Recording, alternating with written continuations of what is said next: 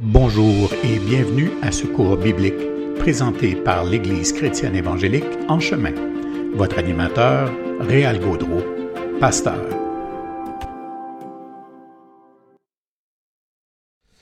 Une bonne soirée à tous. On est jeudi le 5 octobre de l'an 2023, donc bienvenue à cette séance 4 du cours La persécution, l'Église et le disciple.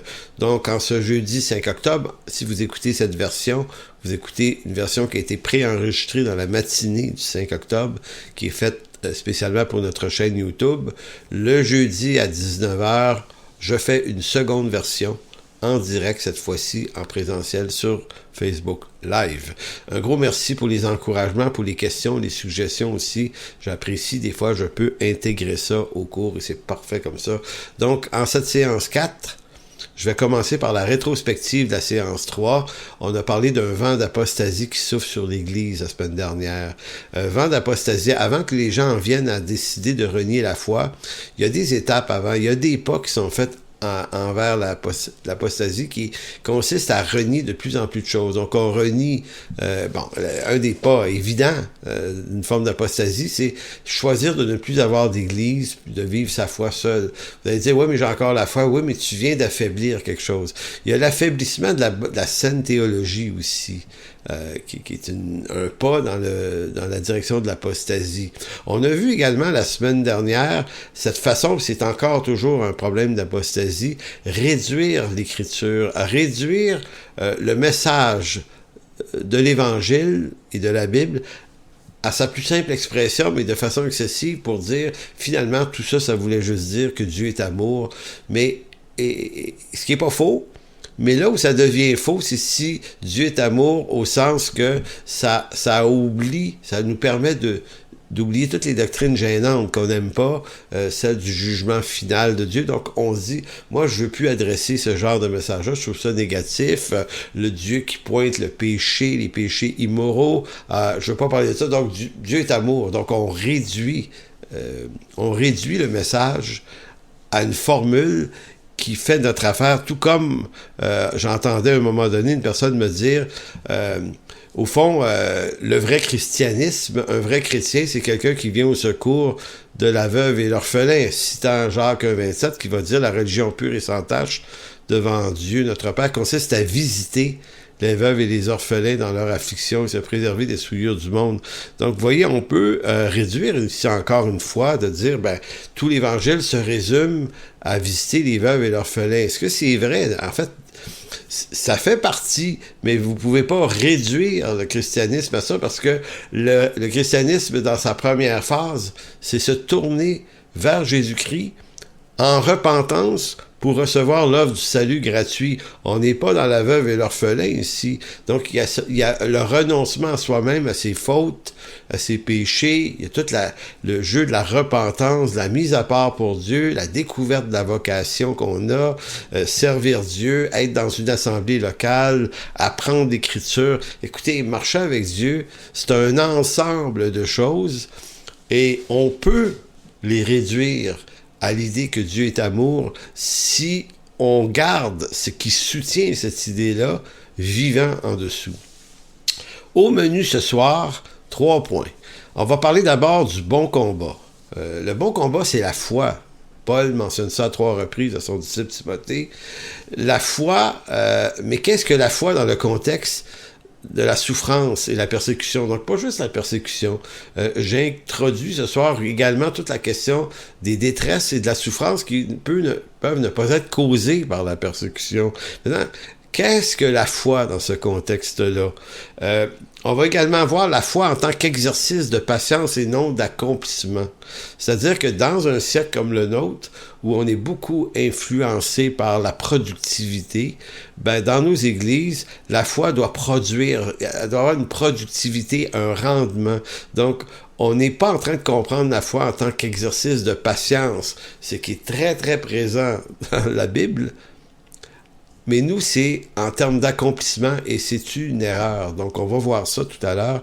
Et on va également revisiter un texte que j'aime beaucoup et que dans tous mes cours, je parle de ça, mais c'est toujours important, c'est le renouvellement de l'intelligence. Pourquoi? Parce que pour marcher avec Dieu, il faut comprendre que notre intelligence naturelle, qui nous est très utile dans le monde des choses naturelles, dans le monde spirituel, elle nous trompe, cette intelligence. Donc, il faut avoir, pour marcher avec Dieu, une intelligence renouvelée par sa parole, vivifiée par son esprit, de telle sorte que ça nous amène à faire des choix et des décisions que naturellement on ne prendrait pas. Donc, ça va être à peu près les 3 sujets de ce soir. Donc, le premier, choisir le bon combat, c'est-à-dire choisir la foi. Dans l'adversité, que ce soit la maladie, le revers de fortune, la persécution, on peut choisir de combattre de bien des manières. Moi, personnellement, je crois qu'approfondir les fondements bibliques et solidifier, approfondir ma foi là, en tant que confiance en Dieu est probablement le meilleur des combats. C'est-à-dire, ça signifie que c'est pas approfondir ou m'instruire sur le type de réaction que je dois avoir face à l'adversité, mais approfondir ma confiance en celui qui garde mon dépôt. Parce que l'adversité, les détresses, les combats, les persécutions, je ne pourrais pas les empêcher. Mais ce que je peux empêcher, par contre, c'est d'avoir des réactions qui seraient un manque d'intelligence spirituelle. Donc, apprendre à réagir comme Dieu nous appelle à réagir, c'est un apprentissage. Donc, l'apôtre Paul va insister là-dessus à 3 reprises dans ses 2 lettres à Timothée. Et on va remarquer en lisant 2 de ces 3 textes-là que le combat de la foi n'insiste jamais à combattre ou chercher à renverser qui que ce soit, ne serait-ce qu'une élite mondiale, des gouvernements ou ainsi de suite, des choses qui se passent qu'on considère corrompues. La foi, c'est pas ce type de combat-là. Le combat de la foi, c'est pas ça. Regardez le commandement que je t'adresse. 1 Timothée 1, 18 et 19, c'est d'une clarté, là. 1 Timothée 1, 18 et 19, l'apôtre dit à son disciple Timothée, le commandement que je t'adresse là, le commandement, là, c'est pas un bon conseil, là. C'est un ordre, Timothée. Le commandement que je t'adresse, mon enfant, selon les prophéties faites précédemment à ton sujet, c'est que d'après elle, tu combattes le bon combat. Donc, est-ce que Paul veut dire que tu vas aller prier, tu vas combattre contre les corrompus de ce monde, puis contre le mal qui se fait dans ce monde? En d'autres mots, ça serait un engagement de foi par une puissance que tu aurais pour combattre ce qui se passe autour de toi? Non. La foi, le combat de la foi est explicité à partir du verset 19. Le verset suivant, il dit, comment on combat le bon combat? Ben, en gardant la foi et une bonne conscience. En gardant la foi et une bonne conscience. Cette conscience, quelques-uns l'ont perdue, ils ont fait naufrage par rapport à la foi. Donc, c'est important. Bon, on peut comprendre en gardant la foi, donc cette certitude, cette confiance en Dieu, cette connaissance du cœur de Dieu par l'Écriture, c'est la foi, ça. On le comprend, mais la conscience, elle, en quoi la bonne conscience est une nécessité pour éviter qu'on se perde? Ben, le mot conscience, synédésis, veut dire savoir discerner le bien du mal. Donc, pas de façon strictement naturelle. On a naturellement une conscience. Tous les gens, les humains ont une conscience, quelle que soit leur croyance ou leur incroyance. Ici, là, on parle d'une conscience renouvelée qui nous amène à discerner ce qui est bien et mal d'après ce que Dieu dit qui est bien et ce qui est mal. Et non pas d'après moi, parce que comme chrétien, si vous n'êtes pas nourri par l'Écriture, vous pourriez redéfinir pour vous-même le bien, et beaucoup le font. Il y a des croyants qui trouvent ça bien de ne pas avoir d'église. Ils ont décidé, eux, que c'était bien. L'Écriture dit, non, ce qui est bien, c'est d'avoir une église. Donc, on est facilement capable de renverser renverser la vérité nous-mêmes par de vains raisonnements et de se donner des raisons pour y croire. Donc, synésis, c'est discerner le bien et le mal d'après l'instruction de l'Écriture. C'est non pas seulement le mal de ce monde qu'il faut discerner, mais plutôt dans le sens de se garder dans la foi ce qui est bien selon l'Écriture pour soi en tant que chrétien. Donc, c'est comme si Paul disait, certains ont délaissé ce que l'Écriture pouvait leur donner d'informations et d'instructions sur le bien et le mal selon Dieu, et ceux qui ont qui n'ont pas gardé cette bonne conscience, mais qu'est-ce qu'ils ont fait? Ben, il dit quelques-uns l'ont perdu, ils ont fait naufrage par rapport à la foi. Donc, ça nous montre à quel point notre conscience doit être renouvelée par l'Écriture et rester attaché à l'Écriture, à la parole et aux moyens de grâce que Dieu donne dans son œuvre par l'Église et ceux qu'il appelle par vocation à être les ministres et tous les autres, les appels, les dons qui sont là. Eh bien, ce sont des moyens qui viennent raffermir notre foi et notre conscience. Donc ici, la foi, donc dans le combat de la foi, consiste à penser autrement que ce que l'homme naturel en nous a l'habitude de penser. Donc, consiste à penser autrement, à réagir autrement parce que Dieu est souverain en toutes choses. C'est important, ça. Notamment en période de persécution, on peut se dire que c'est à la fois le malin qui active ça, oui, mais on comprend que le malin n'est pas en train de passer au-dessus de la souveraineté de Dieu comme si lui pouvait faire ce qu'il veut. On le voit dans le livre de Job, on va lire un petit texte tout à l'heure qui montre que si donc même Satan attaque une personne, il y a Dieu derrière qui tient le malin en laisse. Donc les croyants ne se laissent pas désorganiser lorsqu'arrive une situation qui même leur apparaît démoniaque. Ils sont capables de dire « Ok, mais Seigneur, toi, là, tu règnes encore ici. » Donc, ma foi, ma confiance et ma prière consistent à te faire confiance malgré ce qui est en train de se passer. Donc, au chapitre 6 de sa première lettre à Timothée, concernant le combat de la foi, Paul va ajouter ceci. Écoutez bien. Donc, 1 Timothée 6,11. Pour toi, homme de Dieu, fuis ces choses. Donc, il y avait l'appât du gain sordide, là, puis rechercher les richesses, l'argent et tout ça. Là. Il dit, pour toi, homme de Dieu, fuis ces choses et recherche, c'est combien de choses? Je pense qu'il y en a 6. La justice, la piété, la foi, la charité, la patience, la douceur. Je répète, il dit, il y a des choses à fuir, puis il y a des choses à rechercher. Fait, qu'est-ce que recherche un croyant mature? Il recherche la justice, la piété, la foi, la charité, la patience, la douceur. Combat le bon combat de la foi. Donc, voyez-vous que dans l'acte de combattre, le mot combattre, ça veut dire se battre, mais c'est pas se battre contre quelqu'un ou contre des choses, c'est se battre pour préserver son propre cœur du mal. C'est combattre le bon combat de la foi pour se garder, se maintenir dans ce qui est juste, dans la piété, la foi, la charité, la patience et la douceur. D'autres mots, on combat contre nous. On combat contre notre propre cœur méchant qui s'égare dans les méandres de sa folie, de sa colère. Donc, combat le bon combat, verset 12, saisis la vie éternelle à laquelle tu as été appelé, pour laquelle tu as fait une belle confession en présence d'un grand nombre de témoins. Donc, c'est pour ça que je dis que le combat ici n'est pas de nature combative au sens humain du terme. C'est pas juste non plus de nature théologique. Et moi, j'apprécie la théologie, mais comprenez bien la subtilité. Pas de nature théologique dans le sens où il ne s'agit pas non plus de maîtriser une foule de savoirs par la possession de centaines de bouquins, j'en ai beaucoup aussi, dire, moi, je maîtrise le savoir. C'est utile, c'est nécessaire même d'avoir une maîtrise de savoir, mais c'est comment ce savoir-là se transforme en confiance absolue. Là, ici, on sent là, que la foi et la conscience, c'est dans ce que ça me fait vivre avec Dieu. Donc ici, le combat de la foi consiste à se maintenir dans des attitudes qui sont à peu près les mêmes que le fruit de l'esprit de Galates 5,22. Hein, la justice, la piété, la foi, la charité, la patience et la douceur. Il y a certains que c'est des fruits de l'esprit. En disant, on pourrait mentionner que les 9 composants du fruit de l'esprit, au fond, il y en a d'autres fruits de l'esprit également. Et ce soir, on va s'intéresser notamment à la patience. De tous ces mots-là, là, c'est comme si Paul disait, le combat de la foi, c'est la patience.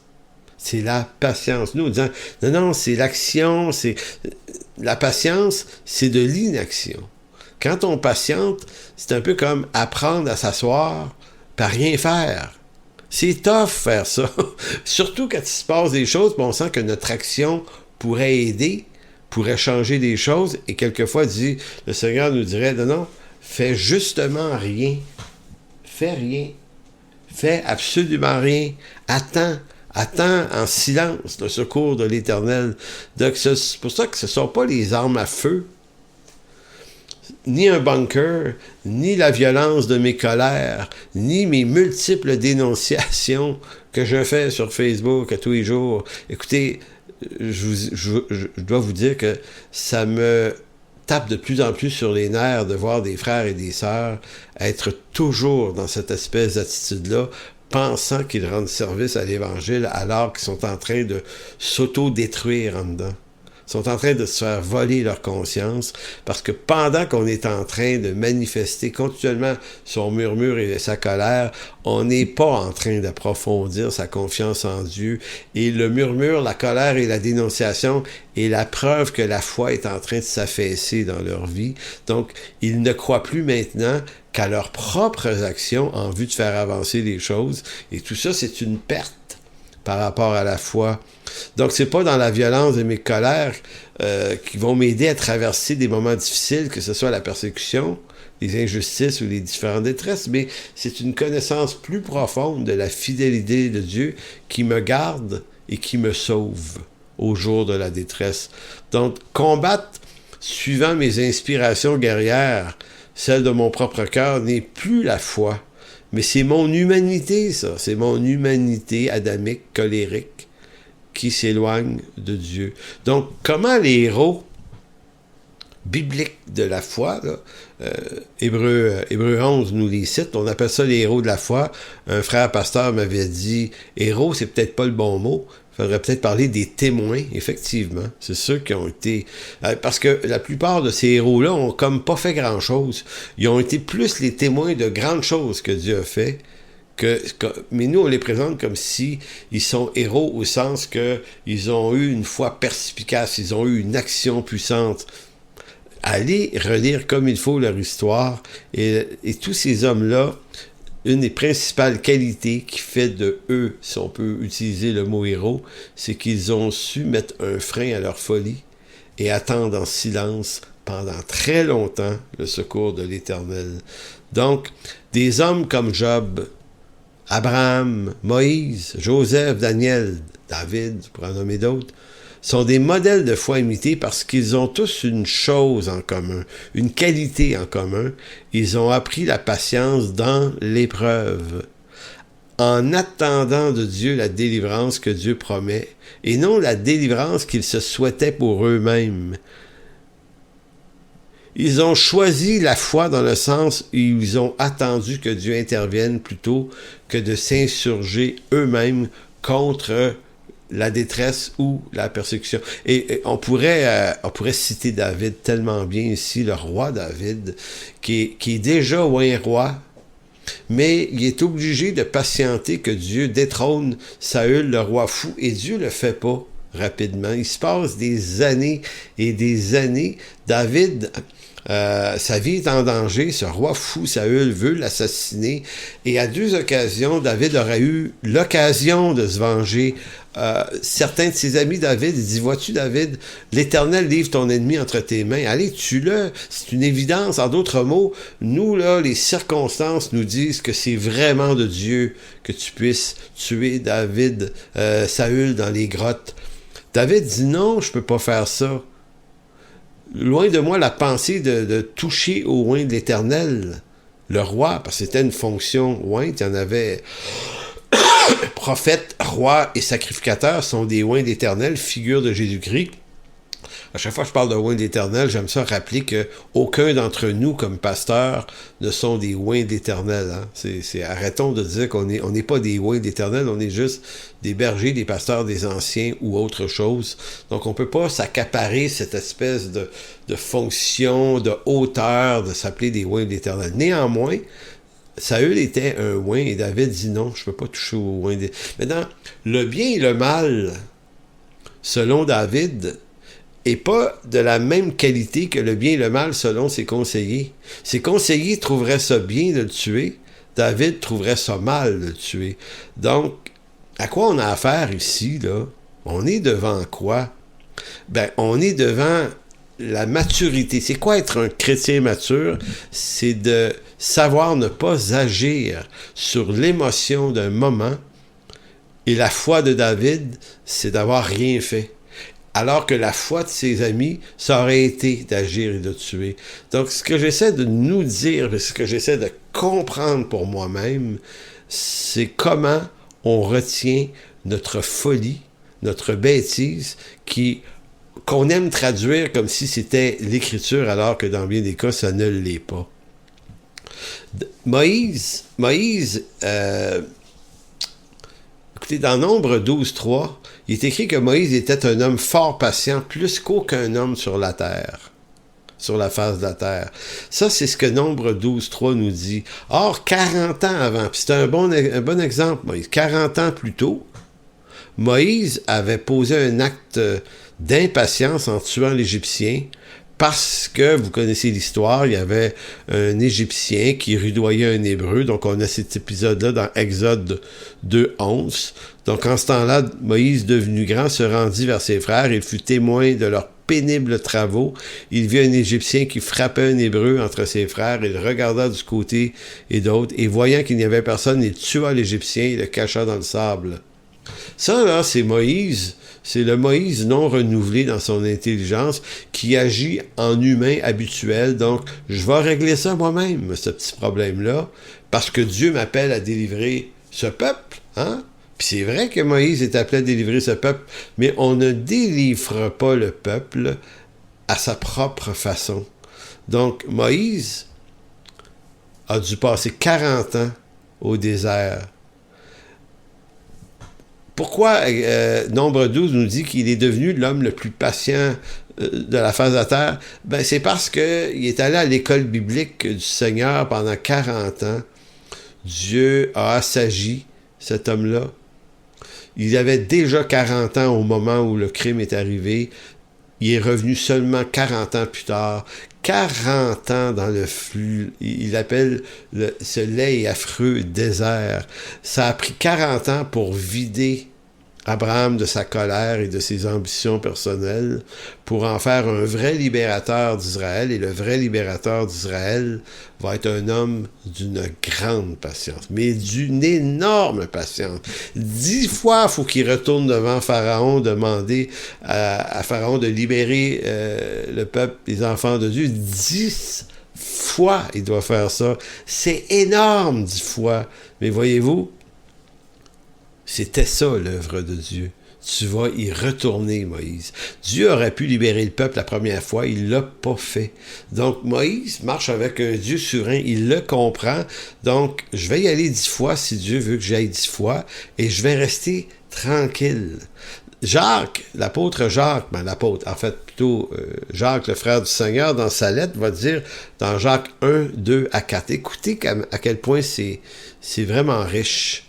Jacques 1, versets 2 à 4, il dit « Mes frères, regardez comme un sujet complet les diverses épreuves auxquelles vous pouvez être exposés. Pourquoi? Sachant que l'épreuve de votre foi produit la patience. » L'épreuve de votre foi mise en épreuve, produit la patience. Elle ne produit pas l'action. Elle ne produit pas l'hyperactivité. Elle produit de la patience, de la retenue. Mais il faut que la patience accomplisse parfaitement son œuvre afin que vous soyez parfaits et accomplis sans faillir à rien. Donc, la foi, là, ici, c'est pas dans le contenu de tout ce que vous savez, l'accumulation de riches bouquins de théologie, bien que c'est utile. C'est pas dans la quantité de vos prières dans lesquelles vous croyez revêtus de puissance pour régler toutes les affaires dans la prière. Non, la foi, c'est la patience. Et le mot, afin que vous soyez parfait, téléos. Téléos, ce mot qui veut dire accompli. Ça veut dire à maturité. Téléos, c'est la finalité d'une chose. Pour quelle finalité, donc, l'apôtre, je dis l'apôtre toujours, mais c'est Jacques, disait que, au fond, un des grands objectifs de Dieu pour ta vie puis pour la mienne, c'est de produire en nous une nouvelle sorte de patience produite par lui.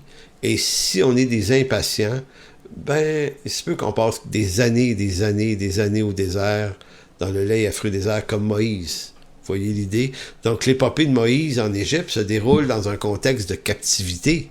Pourtant, tu sais, parce que des gens vont dire, ouais, mais aujourd'hui, là, il y a des gros problèmes, il faut faire quelque chose, là. Ça va pas bien dans le monde, puis là, on cite les élites, puis écoutez, pensez-vous pas que la période des Hébreux en Égypte, c'était pas encore plus périlleux? Le peuple est en captivité, il subit des mauvais traitements. Les droits et libertés de la personne, oubliez ça. Ils sont en condition d'esclavage et traités injustement par toutes sortes de violences. C'est ça le contexte. Mais pourtant, lors des 10 rencontres, des 10 plaies d'Égypte où Moïse rencontre Pharaon pour libérer le peuple, on entend sortir de la bouche de Moïse jamais aucun murmure, aucune parole déshonnête au sujet de Pharaon. Il va honorer le principe de l'autorité et c'est Dieu qui lui dit, gars, Moïse, on va faire sortir le peuple d'Égypte, oui, mais ça va se faire en montant. D'ici là, tu vas aller demander la permission. Puis s'il dit non, ben il dit non. Et Dieu endurcit son cœur pour qu'il dise non en plus. C'est tout à fait fascinant, cet épisode-là. Mais jamais Israël va quitter l'Égypte tant que Pharaon n'aura pas dit oui. Et Dieu, en son temps, va mettre pression sur Pharaon pour laisser les Hébreux partir. C'est sûr qu'elle allait partir, parce que c'était ça le dessein de Dieu. Donc c'est Dieu qui, en son temps, fait les choses. Ça, c'était mon premier point. Le deuxième, on parle toujours de la foi et la patience. La foi en tant qu'exercice de patience et non d'accomplissement. Donc, pour bien des chrétiens, la foi est une force intérieure qui leur permet de réclamer en toute puissance tout ce qui leur semble juste pour ne pas avoir à affronter la souffrance. Pour eux, la foi est une forme d'autorité et de puissance divine qui leur est donnée pour combattre sur terre tout ce qui leur paraît contraire à la volonté de Dieu. Volonté de Dieu qu'ils aiment maquiller, imaginer pour leur propre avantage à eux. Mais dans l'Écriture, la foi est plutôt une certitude et une confiance qui vient de la patience et qui laisse Dieu agir selon sa volonté plutôt que celle de l'homme. Et parce qu'il est difficile à l'homme de savoir d'où lui vient le malheur, est-ce que ça vient de Dieu ou du malin? Donc, j'exprime cette idée-là, c'est pourquoi la patience est tellement nécessaire. D'abord, la patience, elle transforme nos cœurs. Elle apaise des choses, elle nous fait découvrir le Dieu 3 fois saint, le Dieu souverain. Donc, l'objectif de Dieu pour vous et moi, c'est pas la quantité de choses qu'on va faire, c'est pas la rencontre d'une super destinée avec des grandes choses. Non, votre destinée, ça pourrait être de mourir demain, là. Ça pourrait être d'être persécuté. Donc, arrêtons d'essayer de transporter ou de transformer le message de l'Évangile en une espèce de truc strictement heureux. C'est heureux, mais c'est pas sans malheur et sans détresse pour autant. Donc, beaucoup de croyants vont se faire une idée de ce qu'ils croient être l'intention de Dieu et ils vont combattre pour que cette intention-là, donc pour eux, la foi, c'est qu'il doit arriver ce que je crois que Dieu devrait faire d'après moi. Et tout ça, ça vient montrer une connaissance très approximative de la volonté de Dieu. C'est pour ça que je dis, c'est difficile en réalité de comprendre la volonté de Dieu. Le croyant qui comprend ça est sage. Parce que il y a à la fois le malin et il y a à la fois Dieu. Et souvent, l'équation naïve qu'on fait, c'est si j'aime ça, c'est de Dieu. Et si j'aime moins ça, si ça me dérange, ça doit être le diable. Or, le contraire est souvent exactement plus net. En d'autres mots, le malin va nous tenter parce qu'il nous semble bon. Il va nous tenter de nous attirer par le péché, ce qui est toujours quelque chose d'agréable au cœur de l'homme. Et souvent, Dieu va nous appeler au renoncement. Donc, souvent, Dieu fait arriver l'épreuve et non pas le malin. Vous voyez l'idée? Mais c'est pas exactement toujours cette équation-là. Écoutez, et l'épisode de Job devrait nous instruire à tout jamais là-dessus. Pourquoi? Il devrait nous instruire en toute sagesse, car nous y voyons dans l'histoire de Job à la fois une attaque du malin sur sa vie et sur ses biens, et à la fois un Dieu qui autorise cette attaque. Donc Job, là, du creux de ses douleurs, là, il ne sait pas, lui. Il se passe quoi? Donc, Job a l'intelligence, puis cette intelligence est fragilisée des fois, on comprend, dans sa souffrance, de ne plus être sûr de rien. Mais il a la sagesse de retenir. Donc, qui est Job? Un homme patient qui va attendre le dénouement de Dieu, bien que ses amis viennent lui parler et essayent de lui suggérer toutes sortes de choses. Et quand on regarde et qu'on lit le livre de Job au complet, on arrive à la fin et Dieu traite d'insensés tous ceux qui ont voulu pervertir ses voies. Donc ceux qui ont voulu interpréter ce qui se passait selon une sagesse qui leur apparaissait bien, selon leur conception du bien et du mal à eux. Maintenant, c'est ce que font des milliers de croyants aujourd'hui. Ils parlent. Ils sont en train de ne pas comprendre ce qui se passe vraiment, mais ils ont juste des yeux pour voir, des oreilles pour entendre ce que leur cœur naturel leur dit de voir et d'entendre. Et l'épouse de Job se conduit de cette façon-là. C'est-à-dire, elle ressemble à énormément de nos contemporains chrétiens qui s'affolent sans réfléchir à la complexité des choses qui se passent.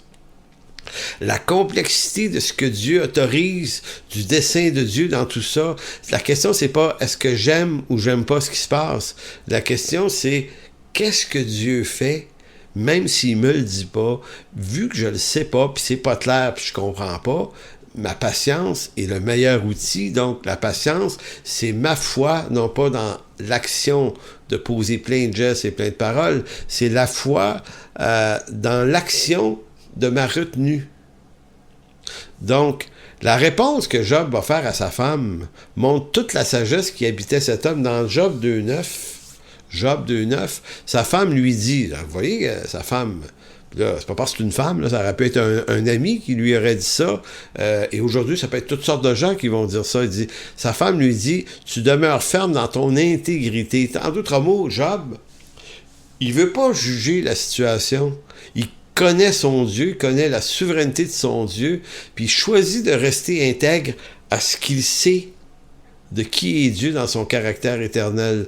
Mais elle lui reproche, ça, tu demeures ferme dans ton intégrité, maudit Dieu et meurt. En d'autres mots, il n'est pas en train de t'aider pantoute, ce Dieu-là. Là. Mais Job lui répondit, tu parles comme une femme insensée, quoique nous recevons de Dieu le bien, et nous ne recevions pas aussi le mal. En tout cela, Job ne pécha point par ses lèvres. Donc, Job est animé d'une intelligence spirituelle supérieure parce qu'il ne fait pas des équations faciles et naïves sur les circonstances de sa vie. Et vous et moi, frères et sœurs, c'est ce qu'on doit apprendre à faire, c'est être un peu plus silencieux, moins verbal sur tout ce qui se passe. Ça signifie pas qu'on s'y intéresse pas, là. Ça signifie que nos analyses à Saint-Saëns, on devrait les laisser de côté et dire, oh, attends une minute, là. C'est plus complexe que ce que je vois, puis ce que je comprends, parce qu'il y a toute cette partie qui est encore plus énorme dans cette affaire-là, c'est Dieu et sa souveraineté. Donc, la femme de Job, comme tous ces chrétiens qui font pression sur leurs pasteurs en ce moment. Puis il y a des gens qui m'ont fait ça encore dernièrement. Ils font pression. Hey, les pasteurs devraient affronter les autorités. Ils devraient poser des actions publiques, remuer les choses pour faire bouger les gouvernements. Puis on passe pour une gang d'inactifs et de charnels parce qu'on ne fait rien. En fait, rien faire, c'est peut-être la foi la plus vivante, la plus expressive. Parce que peut-être que les pasteurs qui n'agissent pas, agissent justement pas parce qu'ils se disent il y a trop de flou dans tout ce qui se passe, il y a trop de mal dans tout ce qui se passe, mais il y a aussi le Dieu qui livre cette génération à son propre cœur. On est en train de voir un jugement de Dieu dans ça. Donc, qu'est-ce qu'on fait? On va nourrir le peuple, la congrégation, de saine doctrine. On va renforcer leur capacité, non pas de résister à ce monde, mais de résister à leur propre cœur. Les modèles de foi dans l'Écriture nous apprennent tout autre chose. La patience et la foi en un Dieu souverain à cet égard. Même Jésus, dans le jardin de Gethsémani, en est un modèle. Il fait preuve de renoncement à sa volonté propre pour se soumettre à son Père devant l'imminence de sa mort. C'est quand même quelque chose. Lui n'est pas pécheur. Il est complètement libre de la folie humaine, à la fois devant l'évidence de sa crucifixion et de son arrestation. Il va dire dans Luc 22, 42, « Père, si tu voulais éloigner de moi cette coupe, toutefois que ma volonté ne se fasse pas, mais la tienne. » Moi, quand j'entends ça, ça me rassure. Si le Fils de l'homme, devant l'imminence des douleurs qui s'en venaient sur sa vie, a eu peur, a frémi, ben c'est normal d'avoir peur et de frémir. Mais ce qui n'était pas normal, spirituel... En fait, non, je vais vous le dire comme ça. Ce qui était humainement normal devant l'arrestation de Jésus, c'était de faire ce que Pierre a fait, c'était de brandir l'épée et de passer en mode attaque. Alors que Jésus lui a dit, non, Pierre, c'est pas ça le combat ici. Si tu veux combattre de l'épée, tu vas périr par l'épée. Donc, serre ton épée. Donc, Jésus nous amène dans une nouvelle dimension du combat spirituel, du combat de la foi.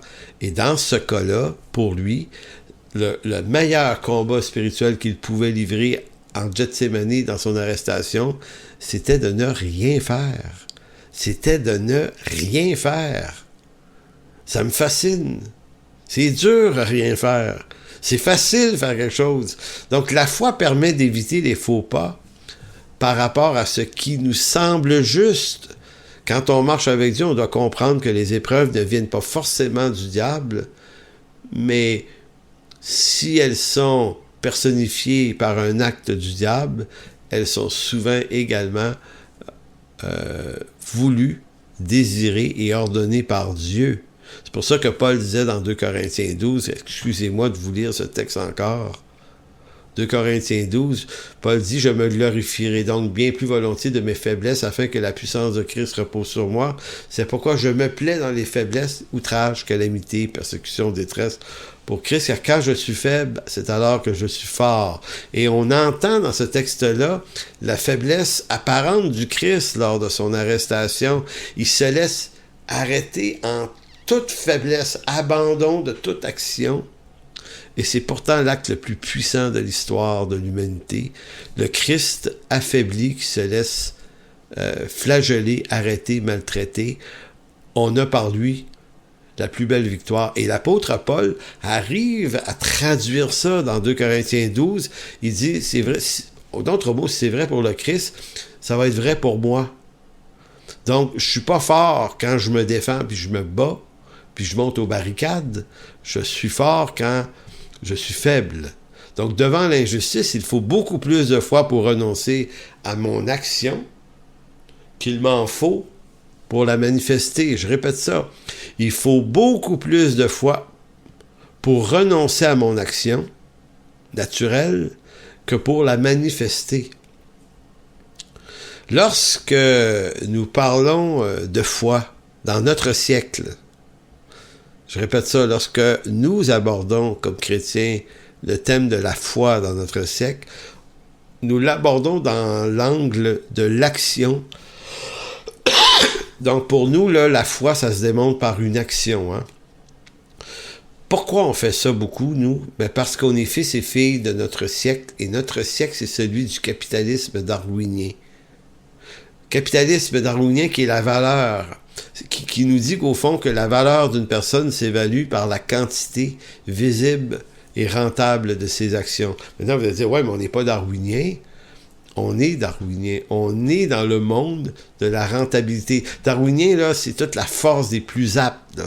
Les plus aptes se reproduisent davantage que les moins aptes, donc ils sont beaucoup plus productifs pour faire avancer l'humanité, l'homme, mais dans sa version sociale et même ecclésiologique, on reproduit des schémas darwiniens, c'est-à-dire que dans nos églises, on n'en a que pour ceux qui font la relève, qui sont capables d'implanter. Donc, les personnes âgées, ils sont en périphérie d'église, on n'investit pas beaucoup d'argent dans leur activité. Hein? Ils sont pas payants, ils ne sont pas intéressants, ces gens-là. Donc, on investit. Donc, on ne réalise pas qu'on agit en bon darwinien, alors que l'Église, elle, ne devrait pas avoir de considération pour personne en particulier, mais pour tout le monde. Tout le monde est membre de ce corps. Les plus faibles ont une valeur aussi grande que les moins faibles, que les plus forts, mais on ne se rend pas compte. Et capitalisme, pourquoi capitalisme? Parce que c'est une question de rentabilité. On s'investit dans les gens capables. Et on doit le faire. On doit trouver les hommes capables aussi. Mais non pas au détriment des moins capables. Mais nous, on s'investit dans les gens capables parce qu'ils nous assurent de la rentabilité pour le futur et un rendement beaucoup plus grand.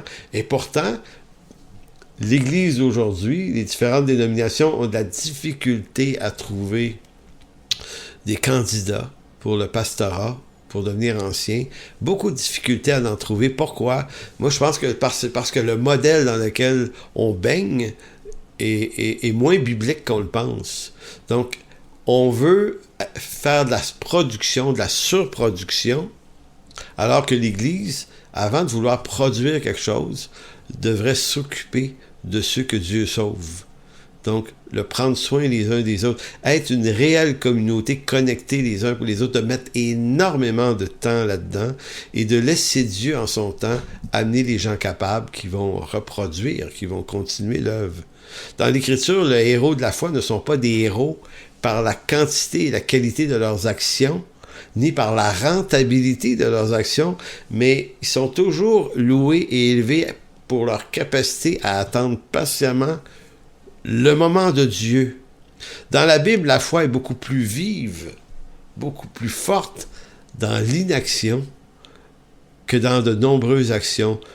Mais ça concorde pas avec notre schéma mental et social du 21e siècle. Et là, je suis pas en train de dire qu'ils font rien, là.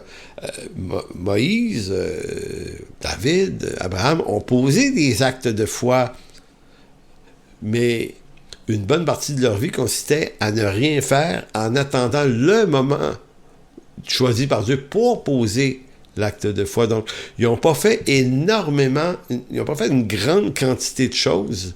Ils ont passé énormément plus de temps à ne rien faire et à attendre le temps de Dieu. Mais nous, on n'attend pas. Nous, on fait arriver. Nous, on provoque.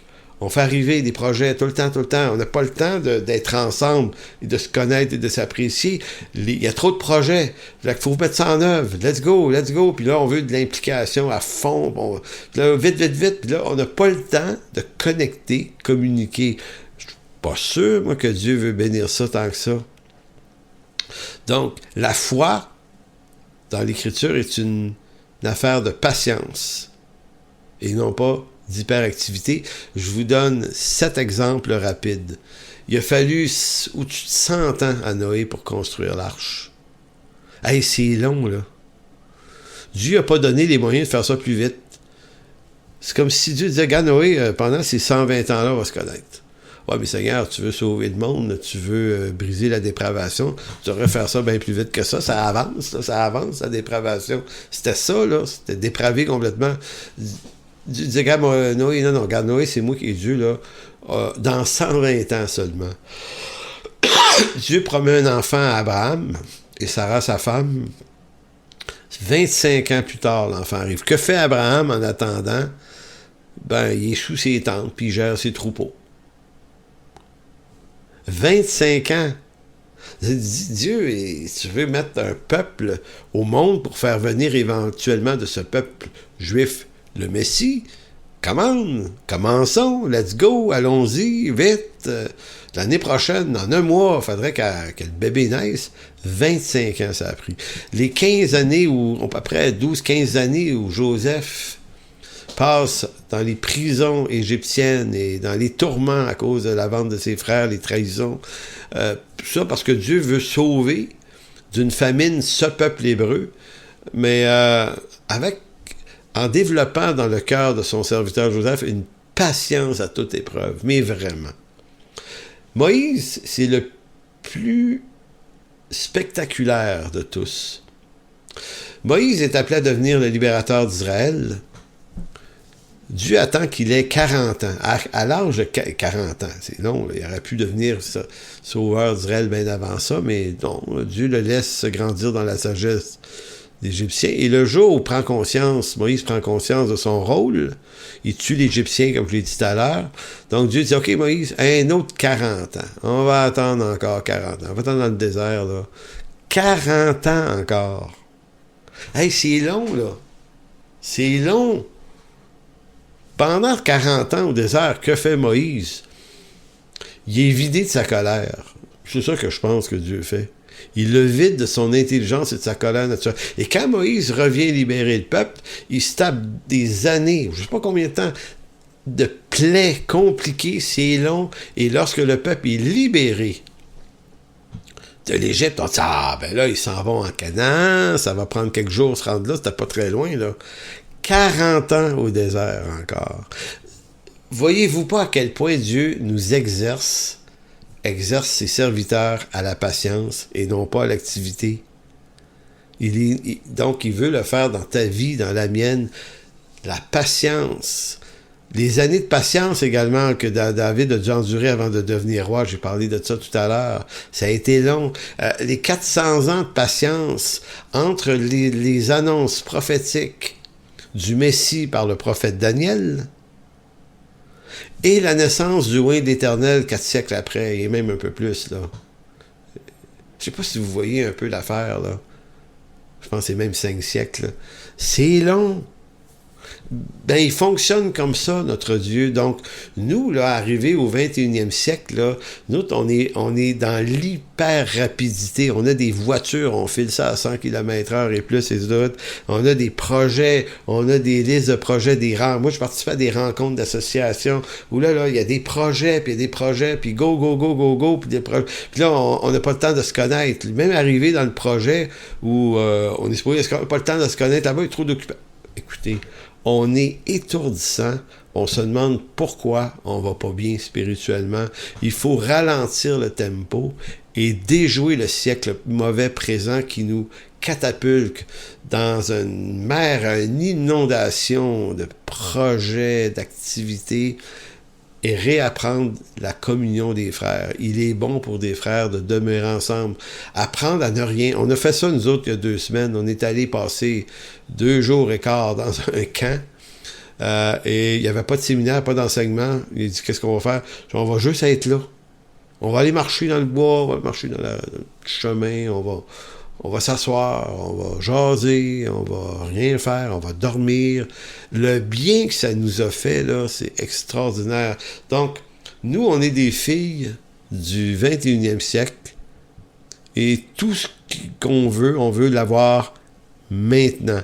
On module nos projets d'implantation sur du court terme. J'ai participé à plusieurs années à des rencontres d'implanteurs et j'étais étourdi en sortant de là. On module ça sur du court terme. On veut du rendement, on veut de la réussite, on veut de la croissance dans des 2, 3, 4, 5 ans. Pas de place à l'échec. Si tu n'atteins pas ces objectifs-là dans ces quelques années-là, on te met en mode échec. Mais ça, c'est une philosophie trompeuse. Écoutez, si Dieu a fait patienter Abraham 25 ans avant d'avoir un bébé, ben peut-être qu'on devrait comprendre que notre vie chrétienne et notre vocation devraient se moduler sur le timing de Dieu et non pas le timing du 21e siècle qui est complètement capitaliste, c'est-à-dire du rendement rapide. Combien de vies chrétiennes, d'hommes et de femmes qui étaient honnêtes, ont été gâchées par ce genre de mouvement-là, de pression pour réussir des affaires. C'était gâché par des prédicateurs qui font pression sur leur congrégation pour faire arriver rapidement des choses, des projets qui sont pas du tout soucieux du timing de Dieu, mais qui sont soucieux de leur réussite à eux, parce que si les projets réussissent dans l'Église, les nombreux projets réussissent tous, qui est-ce qui est le plus glorifié dans ça? Tout le monde va dire « Ah, c'est le Seigneur Jésus ». Pas sûr. Je pense que beaucoup... On est comme ça, les hommes, on cherche notre propre gloire personnelle, on est des idolâtres de nous-mêmes, donc notre réussite par la réussite des gens de notre Église. Donc le but d'une Église locale n'est pas de devenir une manufacture à projet, mais à être d'abord une communauté de foi qui prend le temps de connaître Dieu et d'être là les uns pour les autres. Donc moi, ma théorie, là, il faut ralentir le tempo, réapprendre la patience, et réapprendre la patience qui est le combat de la foi, c'est ralentir tout ça, puis s'attendre au Seigneur face aux vents contraires qui s'en viennent, là, se redévelopper une capacité de comprendre l'Écriture pour ce qu'elle nous dit vraiment. Et je terminerai sur ce sujet, ce ne sera pas très long. Le troisième, le renouvellement de l'intelligence qui devient extrêmement important et précieux là-dedans. Seule l'Écriture peut renouveler l'intelligence pour acquérir la sagesse et la connaissance suffisante nécessaires pour survivre dans un monde complètement hostile à Jésus-Christ.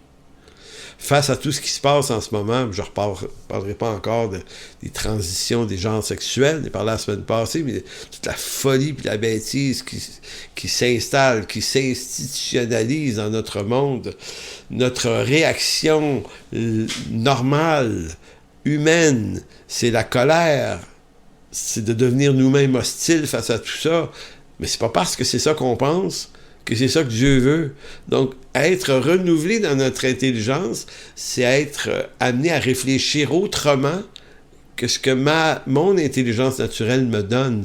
Donc, c'est pour ça que Paul dirait, ne vous conformez pas au siècle présent, mais soyez transformés par le renouvellement de l'intelligence afin que vous discerniez. Discerner, en d'autres mots, c'est comme si Paul disait, la volonté de Dieu dans un monde confus et hostile à Dieu, n'est pas si simple. Elle ne tombe pas dans des équations naïves. Le mot discerner, le verbe, c'est dokimazo, qui veut dire examiner, mettre à l'épreuve. Quelle est la volonté de Dieu? Afin que vous discernez quelle est la volonté de Dieu. Ce qui est bon, agréable et parfait dans le contexte actuel. C'est quoi qui est bon, agréable et parfait selon le Seigneur pour le moment dans lequel on est? Si vous vous arrêtez pas et que vous n'êtes pas renouvelé dans votre intelligence par l'Écriture, pas juste par « j'ai trouvé 2-3 versets qui me donnent une information ». Non, avoir une théologie là, solide là, qui couvre un ensemble de sujets, autant la souveraineté de Dieu que sa providence, que ses décrets, que son amour, sa grâce, ses alliances, tout ça. Comprendre tout ça, là, ça renouvelle l'intelligence. Et là, on commence à se dire « OK, je commence à comprendre comment Dieu fonctionne un peu plus ». Et là, ça m'amène à être capable de prendre des décisions beaucoup plus calmes, beaucoup plus sages, qui s'inscrivent dans un rapport avec Dieu qui est celui du temps qui passe, la patience de Dieu dans ma vie, qui me rend patient. Donc, l'Écriture qui nous donne une nouvelle sorte d'intelligence qui nous fait agir et réagir en dehors des réflexes de l'homme naturel. L'expression « soyez transformés », dans le texte « soyez transformés », pour faire un peu de grammaire, là, c'est conjugué au mode impératif présent, mais à la voix passive et non pas la voix active. Ce que ça signifie, un impératif, c'est un ordre. Hein? Mais à la voix, si c'était le mode impératif présent à la voix active, vous seriez responsable de vous transformer vous-même. Transformez-vous, c'est ça, ça serait traduit comme ça en français. Mais vu que c'est le mode impératif présent, mais à la voix passive, c'est soyez transformés. Traduit autrement, ça pourrait être laissez-vous transformer par le renouvellement de l'intelligence. La beauté de la chose, c'est que Paul vous dit pas que vous avez le pouvoir de vous transformer vous-même, mais vous avez l'option de vous laisser transformer par l'Écriture. C'est l'Écriture qui va opérer ça en vous, c'est pas la prière. Oui, la prière un peu, mais c'est d'abord une exposition quotidienne, concret et riche à l'Écriture, se laisser former. Il y a des docteurs qui ont été donnés par Dieu pour former les disciples. Et l'Esprit Saint ramasse tout ça, puis il transforme notre intelligence. Et là, on découvre des trucs, des raisonnements qu'on n'aurait naturellement jamais eus. Donc, la seule action qui nous revient dans cette démarche est de nous exposer aux moyens de grâce que Dieu donne ici-bas. L'Église locale, vous ne pouvez pas négliger ça. Quelqu'un m'a dit, j'attends que le Seigneur me le montre. Le Seigneur ne te le montrera pas parce qu'il l'a déjà dit dans l'Écriture. Donc, il ne te répétera pas ce qu'il a déjà clairement affirmé dans l'Écriture. Mais se passer d'Église locale, c'est se couper d'un moyen de grâce nécessaire à la transformation et au renouvellement de l'intelligence, parce que c'est là que ça se passe, par les moyens de vocation que Dieu donne à l'Église. La communion fraternelle, la prière, l'instruction de l'Écriture dans une communion avec Dieu fondée sur une alliance de grâce. Donc, il y a plein de choses qui contribuent à cette transformation. Puisqu'en Jésus-Christ, nous sommes une nouvelle création, une nouvelle créature, nous possédons une nouvelle espérance, une espérance que l'homme naturel ignore, parce que l'homme sans Dieu ne connaît point les choses de l'Esprit de Dieu. Et rapidement, je vous lis 1 Corinthiens 2,12 avant d'arriver à la conclusion. Or, nous n'avons pas reçu...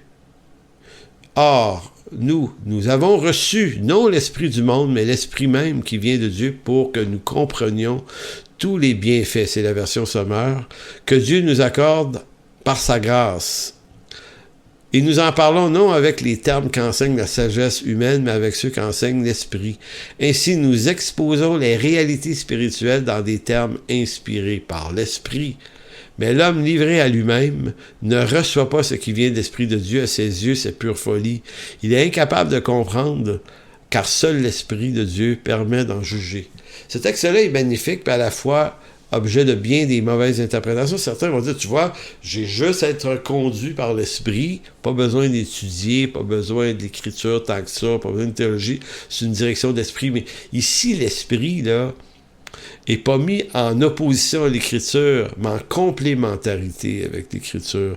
La vie de l'Esprit veut parler que la nouvelle vie en Jésus-Christ, c'est une nouvelle naissance de l'Esprit. Donc, c'est de cette nouvelle vie de l'Esprit dont il est question. Donc, cette nouvelle vie de l'Esprit ne nous donnera pas une intelligence renouvelée si nous ne nous exposons pas aux moyens de grâce par lequel cette intelligence est renouvelée. Donc, certains se croient remplis de l'esprit. En fait, ils sont remplis d'absolument rien parce qu'ils ne veulent pas se donner une discipline dans l'écriture et dans l'étude. Être chrétien ne fait pas de nous des extraterrestres, je dis des fois, mais presque. En fait, le chrétien est bilingue dans le sens où il comprend la langue des passions et des raisonnements de l'homme naturel. Il apprend à réfléchir aussi dans une nouvelle langue, une nouvelle logique, celle de l'Esprit de Dieu. Donc, quand je dis qu'un chrétien, c'est quelqu'un de bilingue, c'est qu'il comprend comment résonne un être naturel, un homme naturel sans Dieu, parce que c'est son origine, c'est son appartenance première ici, mais il comprend une autre langue, une autre logique qui, elle, est pas compatible avec cette logique humaine. Donc, si je ne m'expose pas à l'Écriture, il va rien se passer. Si quelqu'un est en Christ, il est une nouvelle création, les choses anciennes sont passées, voici toutes choses sont devenues nouvelles.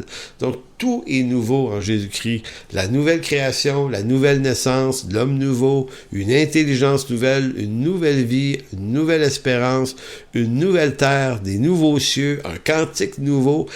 Tout est nouveau en Jésus-Christ. Donc, si vous êtes vivant aujourd'hui, si Dieu vous prête vie, c'est afin que vous vous consacriez à connaître tout ce qui est nouveau et qui vous est donné selon sa grâce. En conclusion, apprendre à marcher avec Dieu est bien plus souvent un exercice de retenue qu'un exercice d'action. Car avant de produire les fruits de la foi, il nous faudra d'abord produire le fruit de la patience qui sait reconnaître qu'en toute chose, Dieu est souverain et que c'est de sa volonté dont il s'agit et non la nôtre. Donc, c'est en quelque sorte le contenu de la séance 4 de ce cours, la persécution de l'Église et le disciple, en espérant que ça vous ait béni, encouragé, édifié, instruit, bref, toutes ces choses. D'ici la semaine prochaine, que Dieu vous garde, que Dieu vous bénisse. Amen. Pour toute information, n'hésitez pas à communiquer avec nous à info@église-en-chemin.com.